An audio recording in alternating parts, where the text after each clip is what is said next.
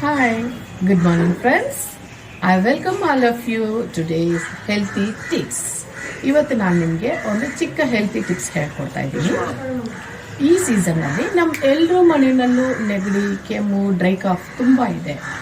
Sometimes ನಾವು ಹಾಸ್ಪಿಟಲ್ಗೆ ಹೋಗಿ ಮೆಡಿಸಿನ್ಸ್ ತಗೊಂಡು ಸಿರಪ್ ತಗೊಂಡು ಅದು ಕ್ಯೂರ್ ಆಗಲ್ಲ. ಹಾಗಾಗಿ ಆ ಥರ ಇರೋವಾಗ ನಾವೇನು ಮಾಡಬೇಕು, ಮನೆಯಲ್ಲಿ ಯೂಸ್ ಮಾಡೋ ವಸ್ತುಗಳಿಂದ ನಾವೊಂದು ಚಿಕ್ಕ ಶುಂಠಿ ತಗೊಂಡು ಅದರಿಂದ ಪ್ರೊಸೀಜರ್ ಯಾವ ಥರ ಮಾಡಿ ಕೆಮ್ಮನ್ನು ಯಾವ ಥರ ಕ್ಯೂರ್ ಮಾಡೋದು ಅನ್ನೋದನ್ನ ನಾನು ಹೇಳ್ಕೊಡ್ತಾ ಇದ್ದೀನಿ. ಇವಾಗ ನಾವು ಮೆಥಡ್ಗೆ ಹೋಗೋಣ. ಯಾವ ಥರ ಅದನ್ನು ಪ್ರಿಪೇರ್ ಮಾಡಬೇಕು ಅನ್ನೋದನ್ನ ನಾನು ನಿಮ್ಗೆ ತೋರಿಸ್ಕೊಡ್ತಾ ಇದ್ದೀನಿ.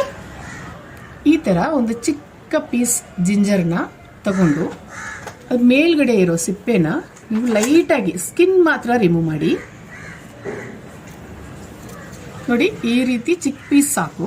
ಇದನ್ನು ತಗೊಂಡು ಒಳ್ಳೆ ನೀರಲ್ಲಿ ಚೆನ್ನಾಗಿ ವಾಶ್ ಮಾಡ್ಕೊಳ್ಳಿ. ವಾಶ್ ಮಾಡಿ ಇದನ್ನ ಬೇಕಾದ್ರೆ ಇನ್ನೂ ಒಂದು ಚಿಕ್ಕ ಪೀಸ್ ಮಾಡ್ಕೊಳ್ಳಿ, ಸ್ಮಾಲ್ ಪೀಸ್. ಇಷ್ಟು ಸ್ಮಾಲ್ ಪೀಸ್ ಸಾಕು. ಇದನ್ನ ತಗೊಂಡು ಇದನ್ನ ನೀವು ನಿಮ್ಮ ಬಾಯಲ್ಲಿ ಹಾಕಿ ಈ ದವಡೆನಲ್ಲಿ ಲಾಸ್ಟಲ್ಲಿ ಇಲ್ಲಿ ಇಟ್ಕೊಂಡು ಒಂದು ಬೈಟ್ ಲೈಟಾಗಿ ಹಾಗಿರಿ.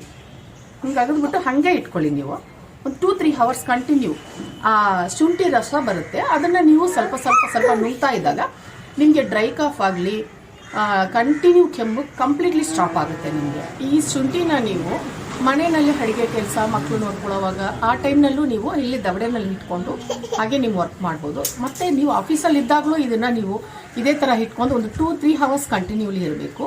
ಮತ್ತು ನಿದ್ದೆ ಮಾಡೋಕ್ಕೆ ಮುಂಚೆನೂ ನೀವು ಈ ಥರ ಇಟ್ಕೊಂಡು ನಿದ್ದೆ ಮಾಡಿದ್ರೆ ನಿಮ್ಗೆ ನೈಟ್ ಕಂಪ್ಲೀಟ್ಲಿ ನಿಮಗೆ ಕೆಮ್ಮು ಬರಲ್ಲ. ಇದನ್ನು 2 days ಫಾಲೋ ಮಾಡಿ ನಿಮ್ಮ ಕೆಮ್ಮು, dry cough full completely cure ಆಗುತ್ತೆ. Thank you. ಮತ್ತು ನನ್ನ ಚಾನಲ್ನ ಸಬ್ಸ್ಕ್ರೈಬ್ ಮಾಡಿ ಮರಿಬೇಡಿ.